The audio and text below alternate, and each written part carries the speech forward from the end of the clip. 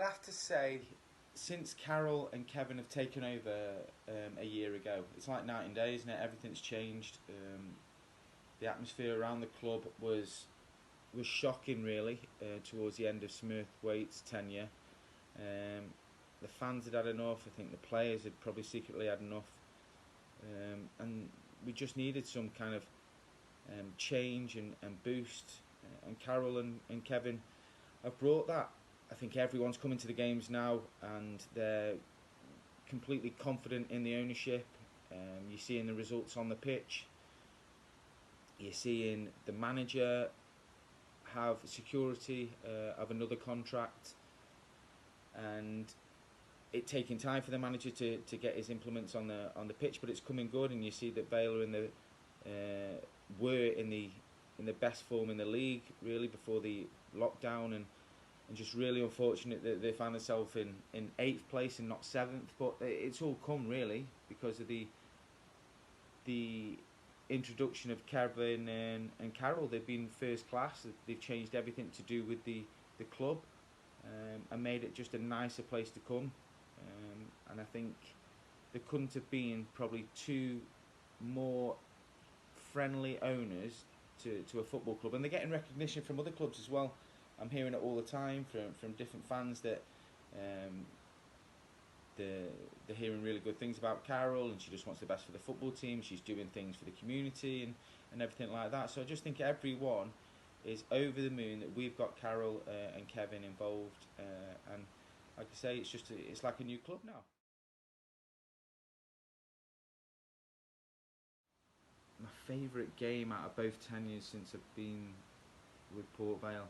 I mean, when I was first there was some unbelievable players. I mean, there really was. When I was breaking through it, 17, 18, having little bits in the team and substitute appearances, it was only really when I was 19, 20 that I broke in onto Martin Foyle regularly.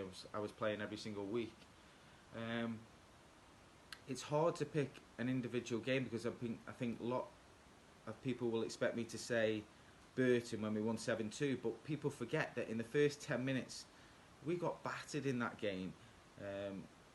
In the first, I remember first 3 or 4 minutes they hit the bar, they were all over us, and we broke up the other end and scored. They were all over us again, just couldn't put it in the net, and we went up and scored the second, and I think the second killed the game off.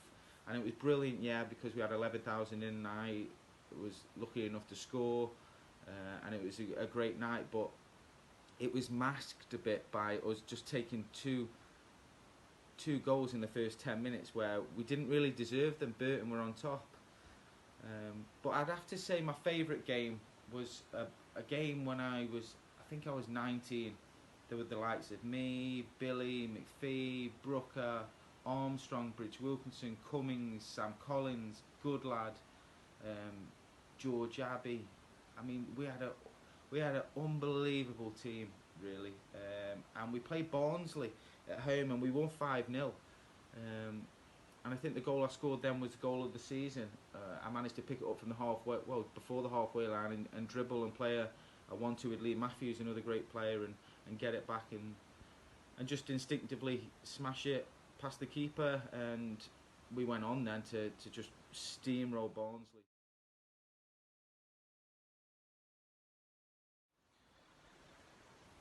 My best standout moment at Port Vale. I mean, that's a tough one.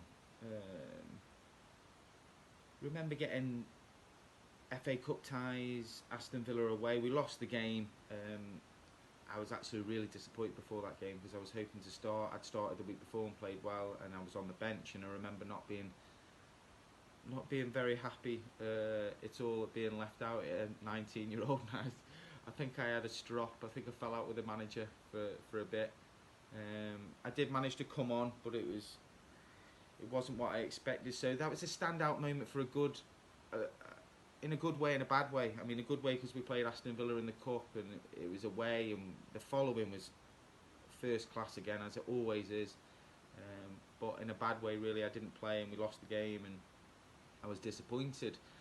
Other standout moments. I mean, off the pitch, there was some funny moments in the dressing room. We've had the best guys in my second stint with Adam Yates, Tom Pope, Louis Dodds, Chris Shuker Duffy, Chris Neal.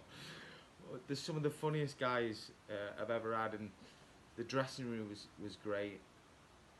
Some stories to tell there, but in my first stint, there was a something happened that was so funny. I was six. I think I was in the YTS. I was 15, 16 years old, and we were all cleaning the changing rooms in the where we used to train as a YT. We used to get changed in the away dressing room. Now, we were all doing our jobs, everything, and Levi, I think, Levi Reid at the time always had the job of Brian Orton would come in and say, right, run me a bath. I'll be back in 2 or 3 minutes. Anyway, we were cleaning. We were all doing our jobs in there. We were mucking about. Me, Chris Rowley, Levi, always mucking about. And we were messing in the showers, cleaning the balls, and something happened. We were just really just taking advantage and having a laugh and forgetting that Brian Orton was coming in within 2 minutes. So we're splashing. The bath was made. There was other people in the baths, because there was 3 baths, so they were all filled. I think we were cleaning the balls. Levi must have done something funny. Anyway, I've gone to splash from the middle bath back towards the first bath.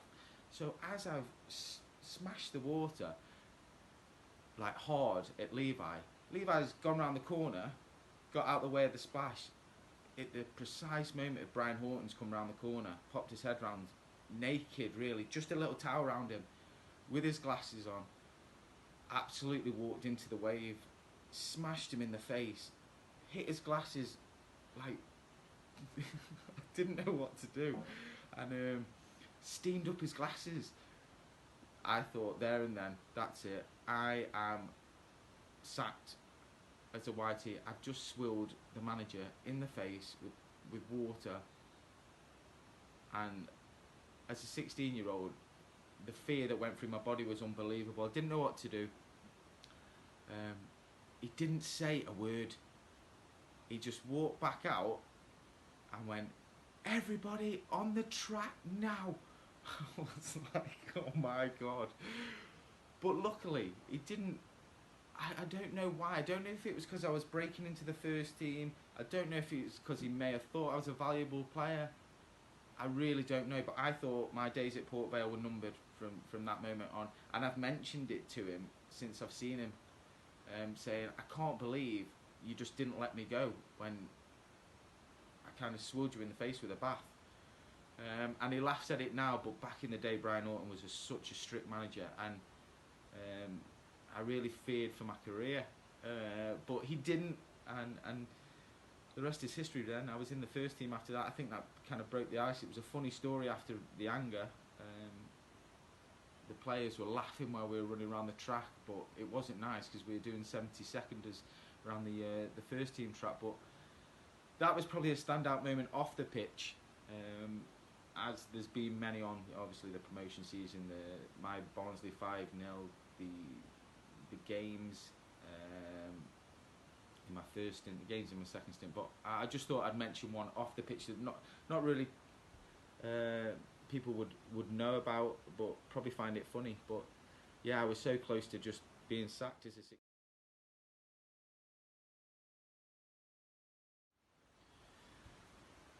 Yeah, as a footballer in general, I've had some good opportunities to play with some world-class players and play against them as well.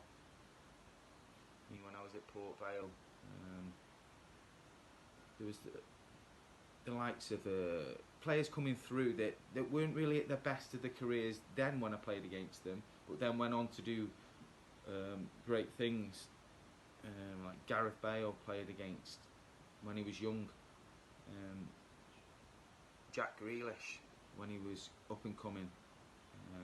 There were the likes of the players when I was at LA Galaxy and we played friendlies, played against the likes of all the top world class players, the Barcelona's teams, the Real Madrid teams, the Juventus teams. So to single out obviously Messi, Ronaldo, yes, they're obviously the world's best, but there was players like Van der Vaart at the time, Iniesta, Xavi, and it's amazing that I was playing against them, but they were in friendly matches. But the class still showed. Players that I played with. I mean, everyone would obviously expect me to say the likes of David Beckham and Landon Donovan and Robbie Keane. When I was at LA Galaxy, and yes, they were first class, weren't they, and they were the best. But for me, it's the likes of when I was growing up as a 16-year-old. I needed guidance. I needed people to show me what to do.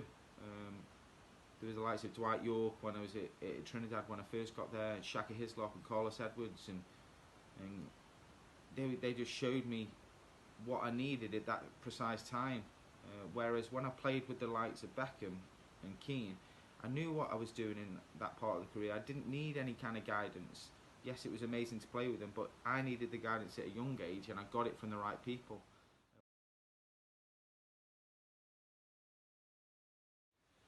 The toughest opponent I've ever faced. I mean, there's been some players that I've actually feared playing because I never have a good game against them. When I was coming up through Port Vale, there was a player for Luton Town who was called Sol Davis, and he'd just kick lumps at you all game, tread on the back of your ankles, wouldn't let you, wouldn't give you a second on the ball. And for me, it was something to worry about other than my own performance. Someone nipping at your heels and just smashing you every time you got the ball, and that was him. Every single time I played him, I just hated the fixture coming up Luton Town, especially if it was away on that tight pitch. Hated it. And so I'd have to say that the times that I feared playing against someone was not just really because of the physical attributes and the way that they'd just not give me a second all game like Sol Davis. It was sometimes because I'd never played well against them. There was a player called Buchanan who played for Preston, then went on to Northampton. But for Preston, when we were in League One, I remember we played them under Mickey Adams.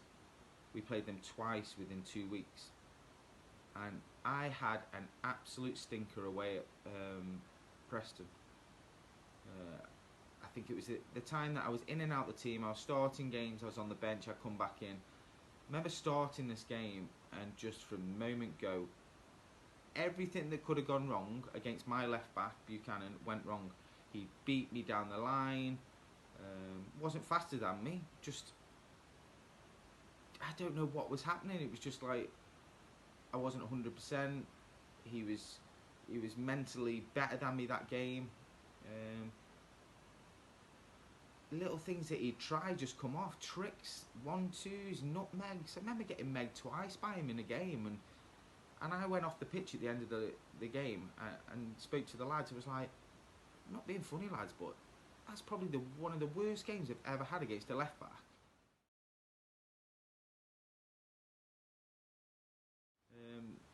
The sole reason I came back was, and I'd made the decision in America to come back and play the last 5 or 6 years, or however long, in England. I'd spent too long away from the family. My son was at an age where he needed to start going to school, and we needed to be settled again. So it was always the decision to spend 3 or 4 years in America and come back. And luckily for me, it all kind of tied in. I wanted to come back at the precise time. Mickey Adams was in charge of Port Vale. Mickey was a manager that took me, obviously, from Vale to Coventry, from Coventry to Brighton, and then, obviously, a free agent back to Port Vale. And that was my club. Port Vale was my club, and Mickey Adams was the one manager I got on with the most out of any manager in football. So it was hand in hand. It was tough at the time because he wanted to sign me. They didn't have any money. They were going into administration. No one knew what was going to go on. I was training with the club. I'd said, look, I'll play for free. Let's get me signed.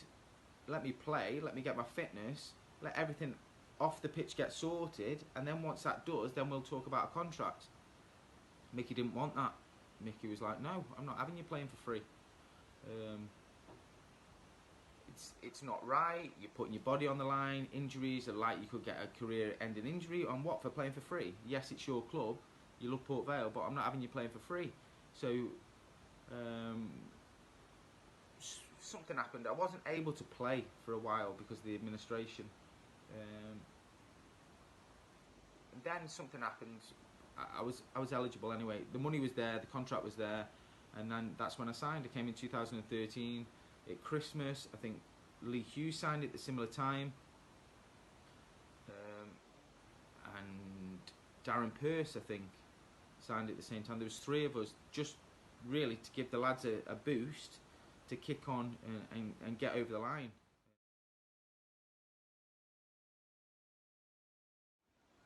Hi guys, don't forget to like, comment and subscribe below. Thanks for listening. Thank you very much.